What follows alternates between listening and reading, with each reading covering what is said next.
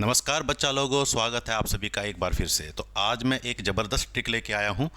Question बिल्कुल आसान सा है, लेकिन मैं ऐसी ट्रिक बताऊंगा जब भी ऐसे क्वेश्चन आएंगे हर प्रकार का जो क्वेश्चन इस टाइप का होगा उस पर तुम ये ट्रिक लगा पाओगे।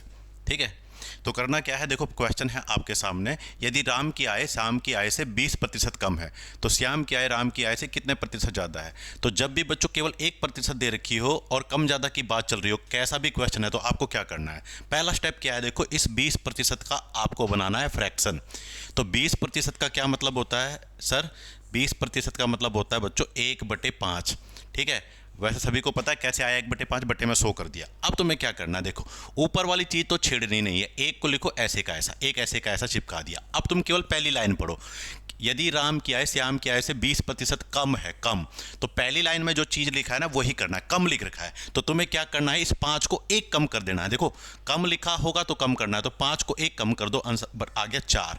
और इसी को तुम्हें प्रतिशत में बदल देना है। वैसे तो 1/4 का मतलब होता है 25%, लेकिन ना पता चले तो गुणा में 100 कर दो, यही इस क्वेश्चन का आंसर होगा। 4 से काटा 25, तो 25% इस क्वेश्चन का आंसर होगा। तो कितनी कम है बच्चों, कितनी ज़्यादा है? 25%। कहानी समझे तुम? ठीक है, ऐसा ऐसा एक और क्वेश्चन लेते हैं, आपको और बेहतर समझ आएगा। नेक्स्ट क्वेश्चन है, देखो बिल्कुल यही मैं ट्रिक लगाऊंगा लेकिन टाइप थोड़ा अलग। देखो ये क्वेश्चन देखो, ठीक है, ये क्वेश्चन देखो आप। चीनी की कीमत में 25% की वृद्धि हुई। यदि कोई परिवार अपने चीनी के खर्च में कोई बदलाव नहीं चाहता है तो परिवार को चीनी की खपत में कितनी कटौती करनी होगी बच्चों। ठीक है, तो ये क्वेश्चन भी बिल्कुल ऐसा ही है, बस देखो एक ही प्रतिशत की दे रखा है, 25%, और कम ज़्यादा की बात चल रहा है कि भाई चीनी की कीमत बढ़ गई और खपत को कम करना है। तो फिर से क्या करना है, वही काम हमें करना है। क्या करेंगे, पहला स्टेप, इस 25% को हम फ्रैक्शन में लिखेंगे। 25% की फ्रैक्शन होती है, भिन्न होती है 1/4। अब क्या करना है, देखो ऊपर वाली चीज़ तो छेड़नी नहीं, एक को ऐसे का ऐसा चिपका दो, एक मैंने ऐसे का ऐसा लिख दिया, एक लिख दिया। अब पहली लाइन पढ़ो, चीनी की कीमत में 25% की वृद्धि। अब की बार उसने कहा वृद्धि, वृद्धि का मतलब है बढ़ना, तो आपको बढ़ाना है।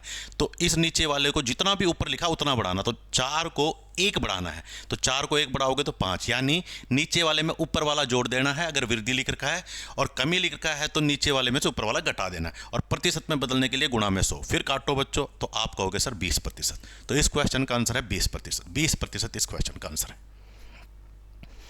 ठीक है बात। अब देखो एक और क्वेश्चन ऐसा करते हैं, लेकिन थोड़ा हम क्या करेंगे, अलग तरह का क्वेश्चन, लेकिन होगा इसी हिसाब से। ठीक है, अगला क्वेश्चन देखो, ये क्वेश्चन देखो। ठीक है, मेंसुरेशन का ये क्वेश्चन देखो जिसमें प्रतिशत का यूज करेंगे।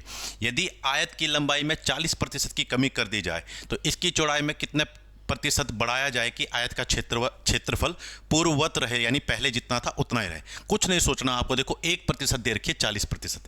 सर कमी, एक चीज बढ़ाई है दूसरी चीज कम करनी है, ऐसी तो बात चल रही है। इसने क्या कहा, आयत की लंबाई में 40% की कमी, तो एक चीज में कमी दूसरी में बढ़ोतरी करनी है, तो इसको भी ऐसे ही करेंगे। फिर से देखो 40% की फ्रैक्शन लिखो। आप कहोगे सर 40% की फ्रैक्शन होती है 2/5।